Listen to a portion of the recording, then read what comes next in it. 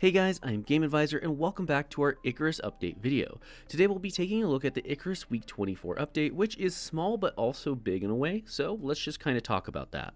So in this update, they do have some patch notes, and because of that, we're going to talk about the patch notes first, due to the fact that the rest of the update is more really an announcement. So let's go take a quick look at those. Now, the only major changes we're seeing here is that they've added a separate option for ADSing with bows.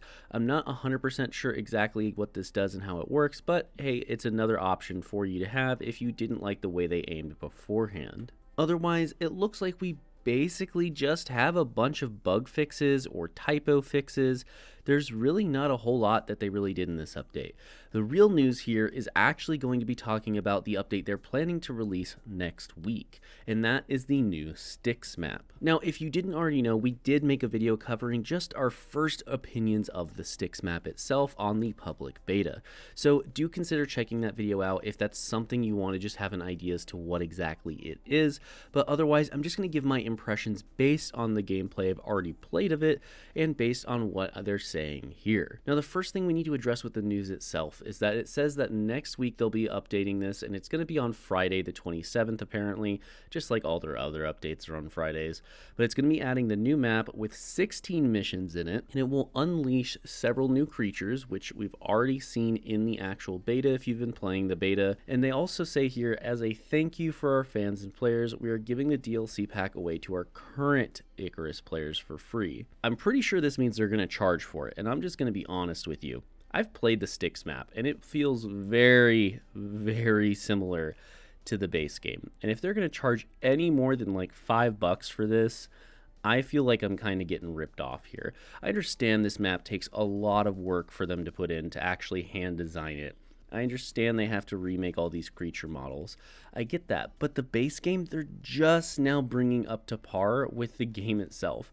They also mentioned that there's going to be 2 DLC releases before the end of 2022, before the game even came out. And if this is one of those 2 DLCs, which I don't think it is, just because the other 2 DLCs already had pre-named names, I'm going to be a little bit upset, because to me, I was hoping for these cool new DLCs this year that were going to kind of revamp the game, have some cool new creatures, maybe go to a slightly different area with some different hazards, but this was just not what I was expecting. So hopefully that's not what they're talking about. And again, to be honest, I don't know if I can warrant the $5 or even 10 or 15, which I'm really hoping it's not that much, or 20. That would be just ridiculous for a map that looks almost the exact same with a few different creatures and a few extra missions that are probably going to be somewhat copies of previous missions. But again, I do have to play them, so I'm not trying to diss the DLC. This is just my impressions after reading what they're saying here. So to keep that in mind, these are just my opinions after reading it. I have not played through all these missions yet.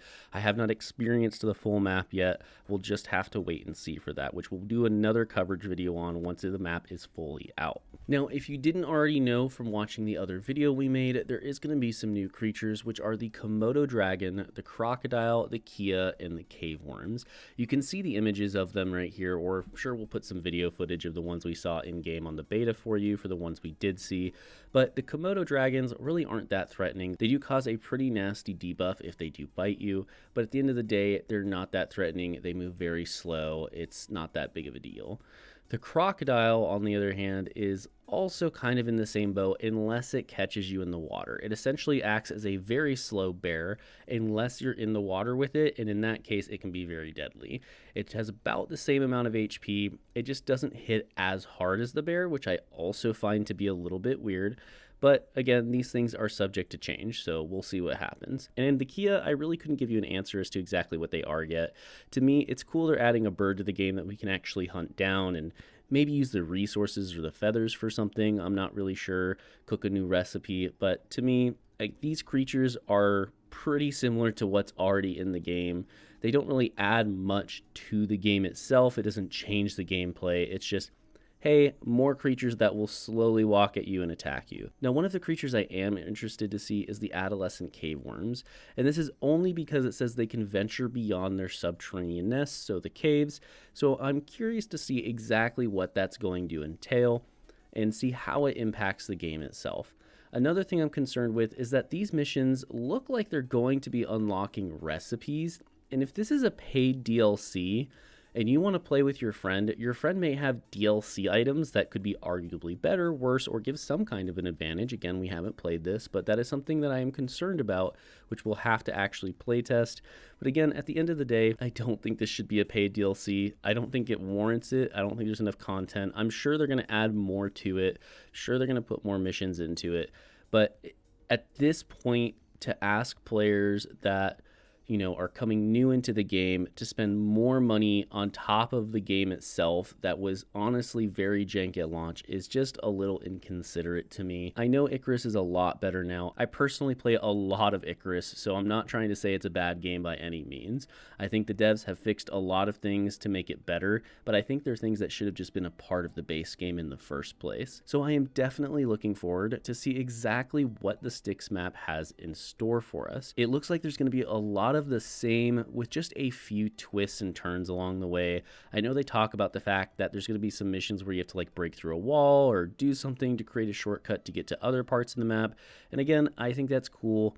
I'm just curious as to what the price for this is going to be honest. Because if I have a new friend who joins and he has to pay an extra $15 to play this little map pack with a few new creatures on it, there is no way he's going to pay $15 on top of a $35 game just to be able to play with a few new creatures on a slightly different map with a bunch of very similar missions to the previous ones.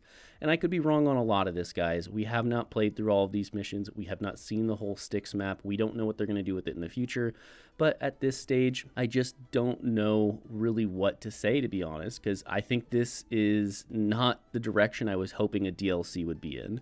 I was really hoping to see, those DLCs they've promised us for buying the advanced version of the game and getting the supporters edition. So we'll just have to see what happens. I can't really give you a definitive opinion on anything here, but do look forward to our videos in the future. We're going to be covering a lot of this content. We're going to be doing mission guides. If there's new things to do like tip guides, we'll probably do those too. We'll just have to wait and see what kind of content the Styx map actually has to offer.